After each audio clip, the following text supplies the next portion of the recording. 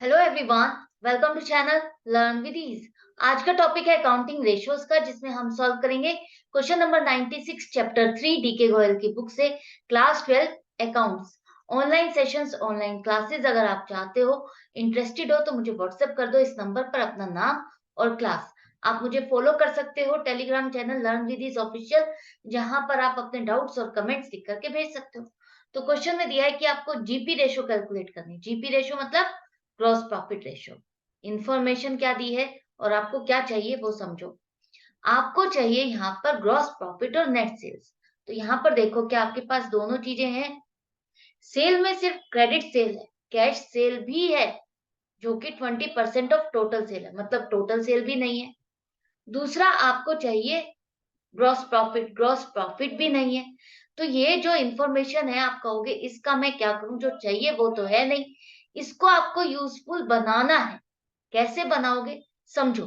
आपके पास यहाँ पर है क्रेडिट रेवेन्यू फ्रॉम ऑपरेशन, मतलब कि क्रेडिट सेल 2,40,000, और जो कैश सेल है, कैश रेवेन्यू है, वो आपका 20% है टोटल सेल का।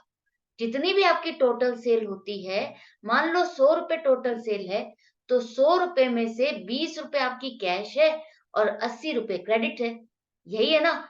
तो इसका मतलब क्रेडिट सेल अगर 80% है, तो 80% के हिसाब से हमारे पास वैल्यू है, जो कि है 2,40,000।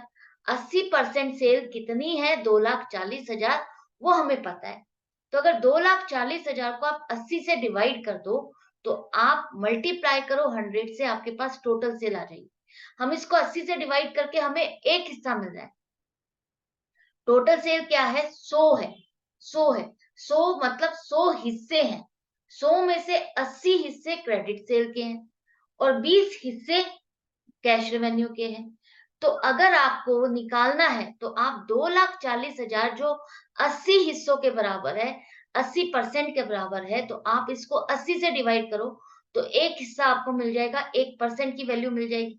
उस 1% से आपको 100% तक पहुंचना है, तो 1% को 100 से मल्टीप्लाई करो, जो कि 3,000 आएगा। 3,000 को 100 से मल्टीप्लाई करो, तो 3 लाख आपके पास टोटल सेल आ गई।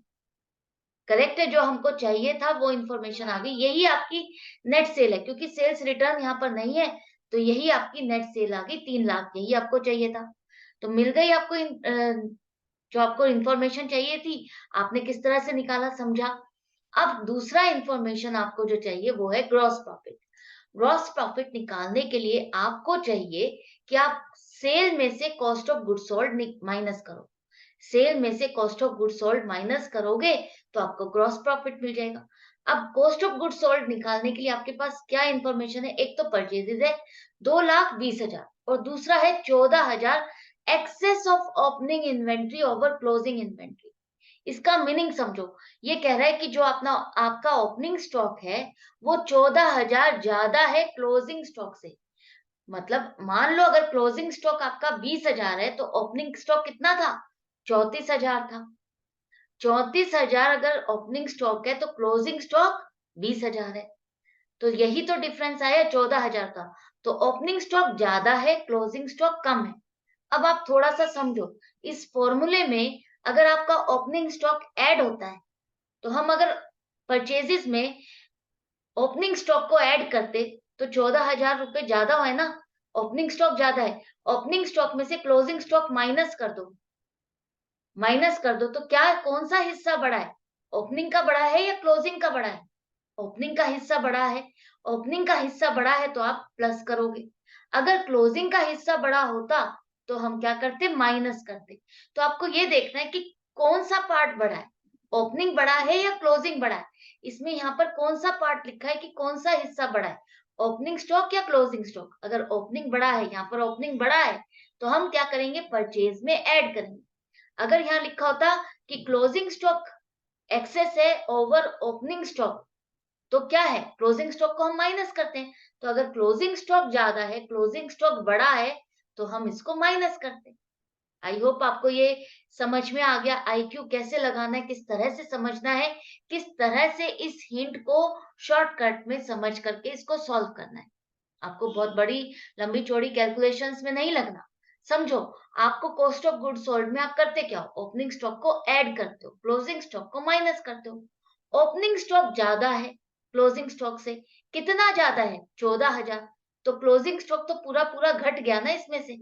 तो 14,000 ज्यादा और बच गया ओपनिंग स्टॉक, तो वही आप जोड़ दोगे परचेजेस में। तो purchases 2,20,000 plus 14,000 2,34,000 cost of goods sold आ गया। नेट सेल्स आपने निकाल ली थी 3 लाख माइनस 2,34,000 करो 66,000 आपके पास ग्रॉस प्रॉफिट आ गया। यही आपको चाहिए था। अब जो दो इंफॉर्मेशन आपको चाहिए थी वो आपने दोनों निकाल ली। इस छुपी हुई इंफॉर्मेशन में से, इस मिक्स्ड पजल्ड इंफॉर्मेशन में से आपने रिलेटेड इंफॉर्मेशन निकाल ली जो आपको चाहिए थी। जो रेलेवेंट इंफॉर्मेशन आपको चाहिए थी वो आपने निकाल ली। तो 66,000 gross profit upon 3 lakh net sales multiplied by 100, तो ग्रॉस प्रॉफिट रेशियो आपके पास आ गई है 22%। 22% आपकी अर्निंग है, ग्रॉस प्रॉफिट है आपकी सेल के ऊपर। आप अपनी सेल पर 22% प्रॉफिट अर्न कर रहे हो। तो आई होप आपको अच्छे से समझ में आ गया कि ये किस तरह से कैलकुलेट करना है। चाहे इंफॉर्मेशन दी है, नहीं दी, लेकिन हमको अपना आईक्यू लगाना है। अपने जो कॉन्सेप्ट्स हमने समझे हैं, हमने जो इतनी मेहनत की है, प्रैक्टिस की है कि क्वेश्चन को सॉल्व किया है, तो कहीं ना कहीं तो उसका यूज होगा ही ना। उसी चीज को, अपनी प्रैक्टिस और मेहनत और नॉलेज को लगा करके आपको हर क्वेश्चन को क्रैक करना है, हर पजल को क्रैक करना है। और वो आप इजीली क्रैक कर जाओगे क्योंकि आप प्रैक्टिस कर रहे हो मेरे साथ हर क्वेश्चन की लगातार। तो मिलती हूँ नेक्स्ट वीडियो में नेक्स्ट क्वेश्चन के साथ। Goodbye and take care.